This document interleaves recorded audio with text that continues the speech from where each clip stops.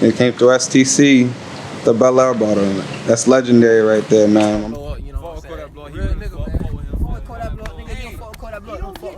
What's good though, man?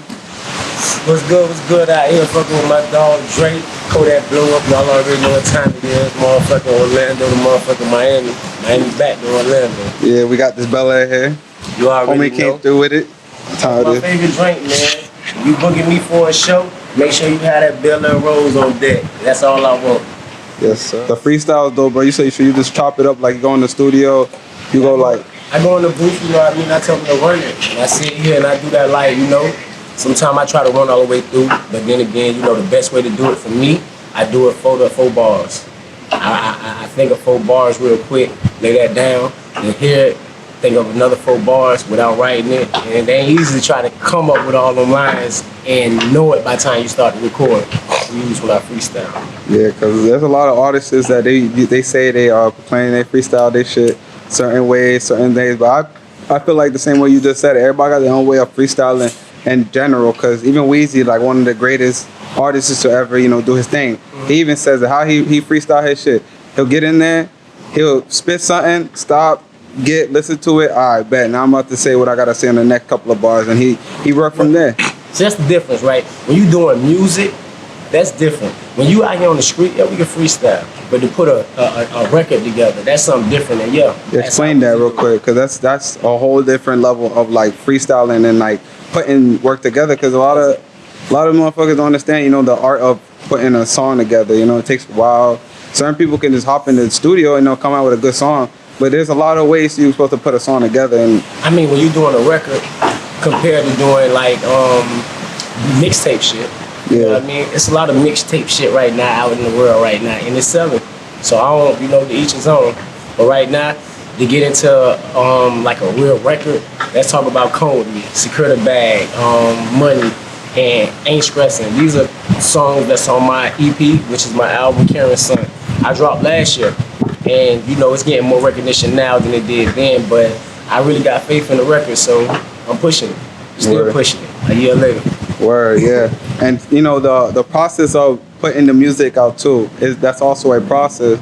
You know, a lot of people, you know, they got a lot of music, but in like your terms, you know, how did you start doing like putting out your music? Was it just like, I'm gonna make this music and drop it on all platforms? Did you have a certain way that you like, I'm gonna wait till one of the songs pop and I'm gonna drop it, or my album? Listen, I'm trying to flood the ass. Yeah. I mean, me per se, I don't think it's a wrong or right way to do it, but at the same time, what works for whoever the independent is, that's what works for, you know, independently. Me, I'm flooding. I own my own studio, House of Music, so every chance I get, I'm in there whenever we not booked.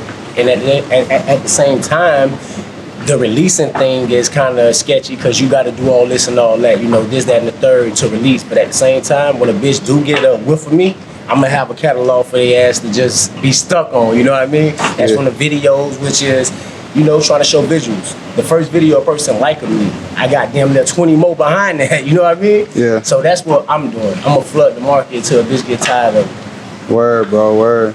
Man, what got you into rap music?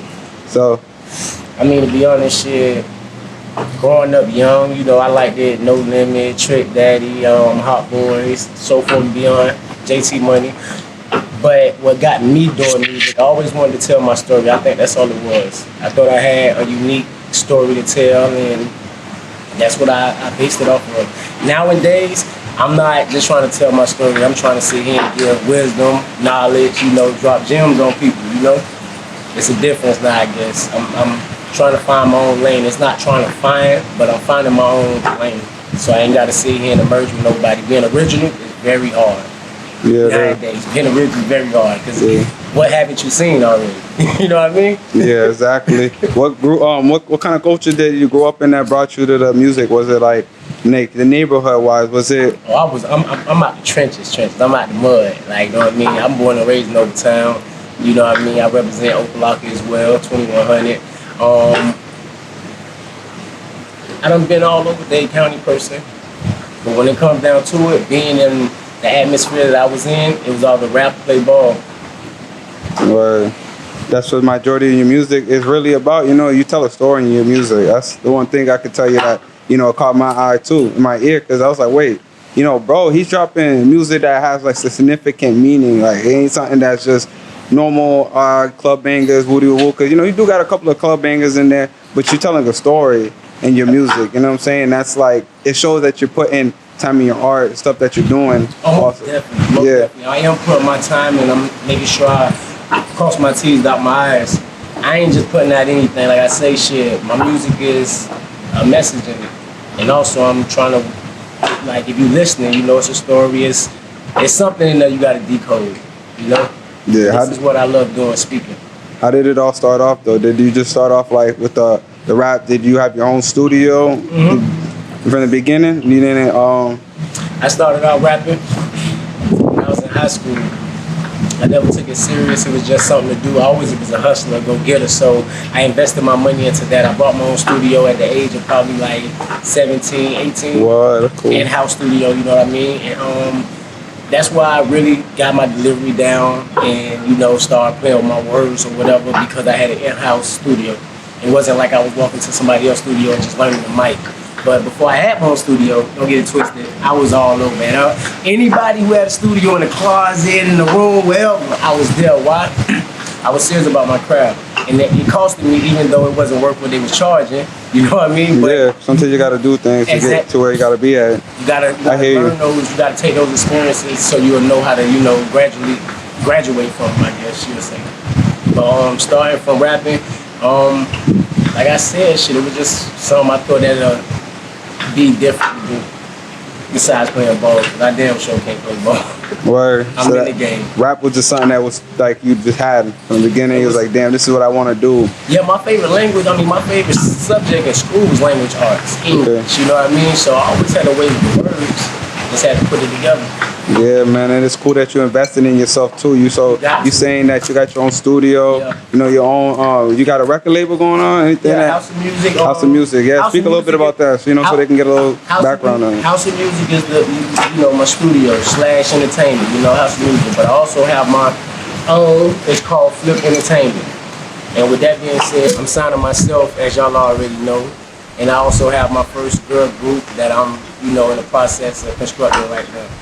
So right now it's just me on the Flip Entertainment. That's self-entrepreneurship, man. That's awesome. That's what a lot of us, you know, should be doing as, you know, young black men. We should be entrepreneurs and get our money. I mean, hey, I ain't gonna knock anybody's hustle, bro. Anybody way to get their money, that's what's up. But it's awesome to see somebody, you know, coming from the way you telling me, you know, coming from where you're from, actually doing what you're doing now. You're trying to put your way up. You know, you're not stopping. You're actually trying to keep on going. You're not in one position. Like, I'm fine to where I'm at right now. You know what I'm saying? You're like, all right, I'm not satisfied. I'm gonna keep on pushing myself every day. So, I mean, that's what it's about, man. It's about sitting here, giving it all you got. So at least if you don't make it or whatever doesn't evolve, at least you can say you gave it your all.